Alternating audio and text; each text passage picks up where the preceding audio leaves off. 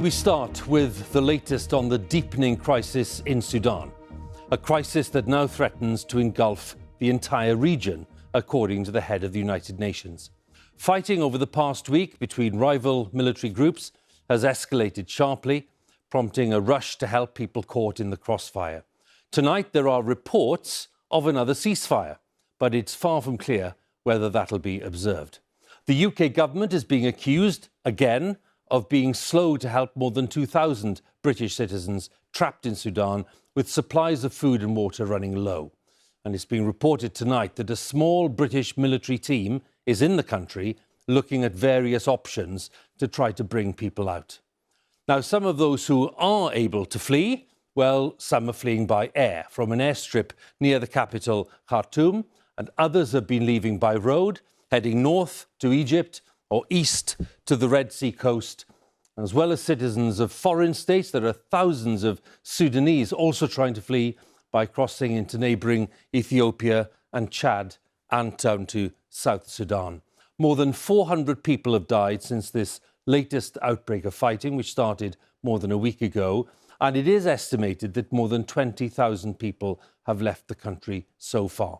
So we'll have the latest on the evacuation efforts, on the response of EU countries and on the UK's efforts. And we start with our Africa correspondent, Andrew Harding, who is monitoring developments from Johannesburg. Khartoum today, still burning, as civilians, locals and foreigners hunt for ways to escape from Sudan's hellish capital. At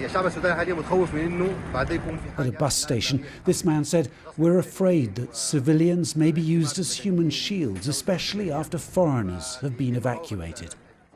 Still going on. This is for the last 20 minutes. Many people still can't get out of the city, like the man who filmed these images. He's from Dunfermline in Fife and was visiting relatives in Sudan's capital when the fighting began, trapping his family. Very scary. They were running along my street last night. They were running along here and they were shooting, chasing people along the street. So it's just, we're locking all the doors and we go right in the middle of the house. Asked if he feels abandoned, he becomes emotional. I think they've done what they could have done, and we just have to do it ourselves. In the past 24 hours, others have managed to flee, some risking everything to drive through the front lines to an airfield outside Khartoum. Egypt, Jordan and Germany, among others, have been ferrying thousands of people to safety. This teacher among those now recovering in Djibouti. I mean, I'm happy that I'm safe. It's just, for me in a way, it's just a little bit sad. Some of my friends that I work with, they can't leave. Others are still making long overland journeys to Sudan's borders, among them British nationals. Emily Keel was teaching in Khartoum, her mother growing increasingly frustrated. My perception is it's just been really slow. Other nations have gone in and evacuated their citizens, but our government just seems to be, they keep telling us they're planning. There's been Cobra meetings and there's been lots of talking going on, but we actually just need them to get in there and do it. So now what? As Khartoum empties out, the fear is that a power struggle between two rival military factions will turn even more violent. The violence must stop. It risks a catastrophic conflagration within Sudan that could engulf the whole region and beyond. For now, Sudan's war goes on, and with it, an exodus of civilians escaping from a country that had hoped it was on the path to democracy, not chaos. Andrew Harding, BBC News, Johannesburg.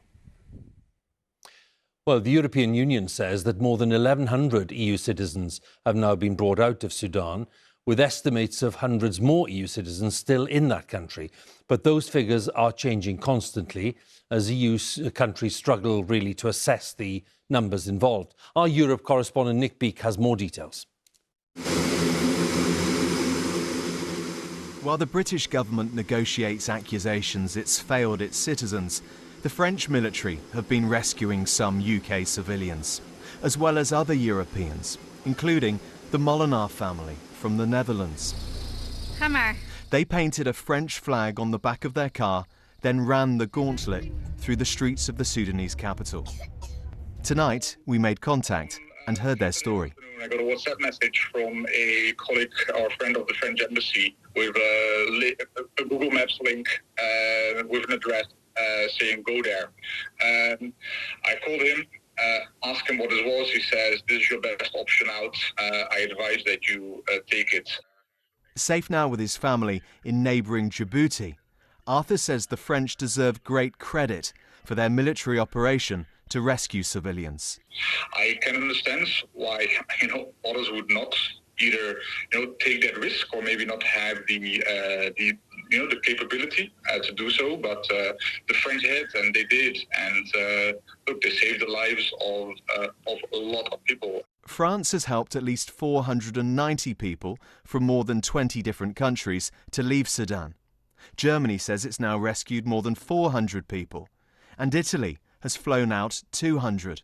All three countries say British nationals were among those they evacuated. There's been praise here in Brussels for coordinated efforts which have seen more than 1,100 EU citizens brought to safety. But tonight a European diplomat has told us that around 600 EU citizens remain in Sudan, alongside those estimated 4,000 British nationals still there. In the past few hours in Rome, the relief of the first Italian evacuees who've made it back. But other countries now face an increasingly complex mission to bring their own citizens home. Beake, BBC News, Brussels.